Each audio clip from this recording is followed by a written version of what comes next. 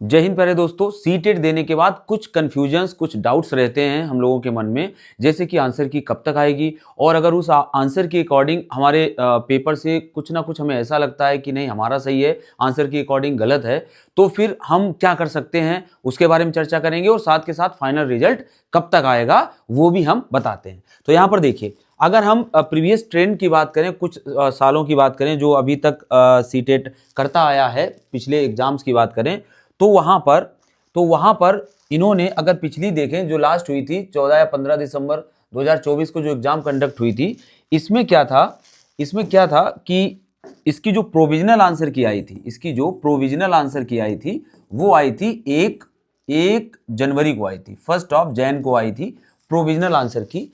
इसका मतलब होता है कि यहां पर आप अपने डाउट्स, इसके बाद टाइम आपको मिलता है, और वो 5 जनवरी तक टाइम मिला था कि आप अपने डाउट्स को यहां पर दे सकते हो।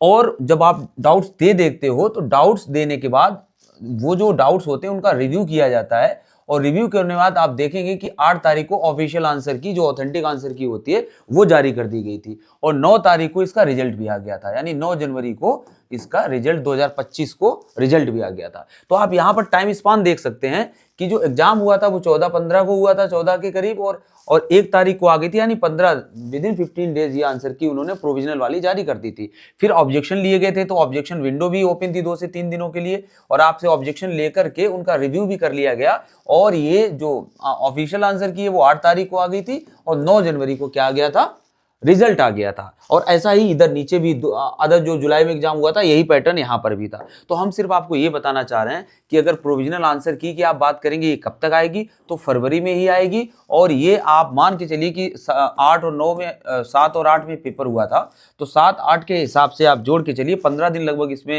वही लगभग बनेंगे जाके, मतलब विदिन 15 डेज।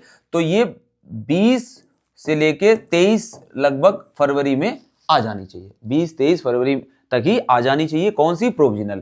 फिर इसमें 2-3 दिन का आपको टाइम मिलेगा, क्या? अपनी ऑब्जेक्शन विंडो खुली रहेगी अपने ऑब्जेक्शन रजिस्टर करने के लिए। अगर आपको किसी आंसर से उनके तकलीफ दिक्कत है कि नहीं ये गलत है, तो आप इसमें ऑब्जेक्शन विंडो के थ्रू अपनी शिकायत या ऑब्जेक्शन को दर्ज करा सकते हैं, बट उसके लिए यू हैव टू पे 1000 रुपी पर क्वेश्चन। आपको 1000 रुपया पर क्वेश्चन के अकॉर्डिंग पे करना होगा, और जब आप पे कर लेते हो तभी आपके लिए ये फैसिलिटी होगी कि हाँ ऐसा हो सकता है। दूसरी बात, अगर आप ये करो तभी जब आपके पास इसके लिए ऑथेंटिक सोर्स हो, जो आप जो मान रहे हो कि हाँ ऐसा है, ये हमारा वाला सही है, तो इसके लिए आपके पास बेस होना चाहिए एनसीईआरटी प्रूफ ओनली, मतलब इसके अलावा कुछ ऑथेंटिक प्रूफ होना चाहिए। ऐसा नहीं कि आपको लगता है सिर्फ इसलिए ये ऑप्शन सही हो जाएगा, तभी उसको एक्सेप्ट किया जाएगा, वरना ये 1000 रुपए आपके एक तरह से मान के चलिए जब्त कर लिए जाएंगे। ठीक है।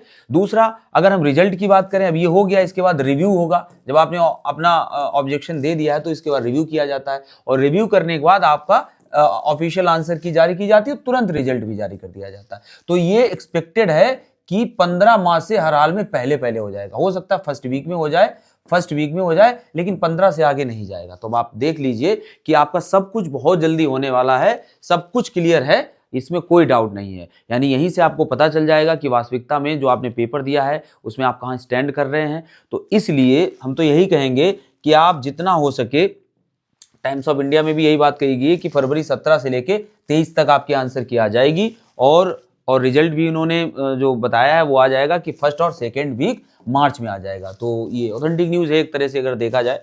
तो यहाँ से क्या बात आती है? बात ये आती है कि एक तो आप अपना स्कोर चेक कर लेना, और इसके बाद अगर कोई भी दिक्कत होती है तो तुरंत अपनी तैयारी को यूपी टेट की तरफ पोर्ट कर देना, यूपी टेट की तरफ मोड़ देना, क्योंकि वो भी, उसकी भी डेट आ चुकी है, 2 जुलाई है।